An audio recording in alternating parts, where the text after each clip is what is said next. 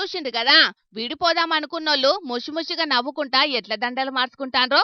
పెద్ద court supreme court తెచ్చిన లోక్ అదాలత్ కట్టుకున్న పుణ్యంగిరి. లోక్ అదాలత్ పేరిట పెండింగ్ కేసుల విచారణ జరుగుతాంది కదా, అట్లనే జగిత్యాల జిల్లాలో పెట్టిన లోక్ అదాలత్ల పెండింగ్ కేసుల విచారణ చేస్తుంటే జిల్లా జడ్జి ప్రధాన న్యాయమూర్తి రత్న పద్మావతి మేడం సమక్షంలా ఈ రెండు జంటలు రాజీకొచ్చినాయి. విడాకులకు వీల్కోలు వాళ్ళకి కలిసుంటే కలదు సుఖమని నమ్మి దౌడం పక్కకు పెట్టి దండలు మార్చుకొని మళ్ళొకటైనాయి. రెండు జంటలు దండలు మార్చుకుంటుంటే చూడాలి కోర్టు హాల్లా అందరు ఎంత సంబరపడ్డారో.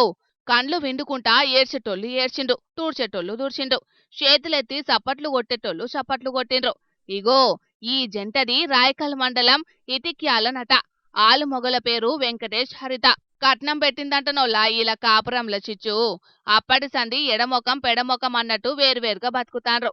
ఇక లోక్ అదాలత్ ముచ్చట ఎట్లుంటదో ఎరికే కదా, అటోళ్లకు ఇటోళ్లకు రాజీ కుదుర్చి నచ్చజెప్పుట్లా దానికి సాటే లేరు. అట్లనే విడాకులు అనే కాడ మళ్ళా మామిడాకుల తోరణం కట్టేటట్టు చేసిండ్రు. ముస్తఫా షరీఫ్ సుల్తానా దంపతులది కూడా అదే కథ. వరకట్నం లొల్లులట, మెయింటెనెన్స్ కేసుల తిప్పలట, కోర్టు చుట్టూ నెలల కమానం తిరుగుతాండ్రట. కానీ అలా జరిగిన లోక్ అదాలత్ పుణ్యమా అని మళ్ళొకటైనరు. ఇక జడ్జి మేడం ఏమన్నదో ఇన్ను రూపారి.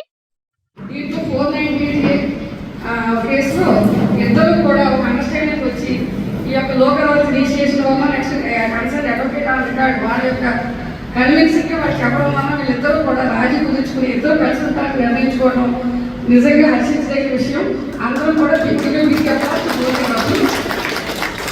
మీరు ఇవాళ నుంచి కూడా ఇద్దరు ఒకరినొకరు అండర్స్టాండింగ్ తోటి పిల్లలు మంచిగా చూసుకుంటూ హ్యాపీగా ఉండాలని చెప్తూ గిట్లా జడ్జి మేడం మస్తు ఖుషైంది.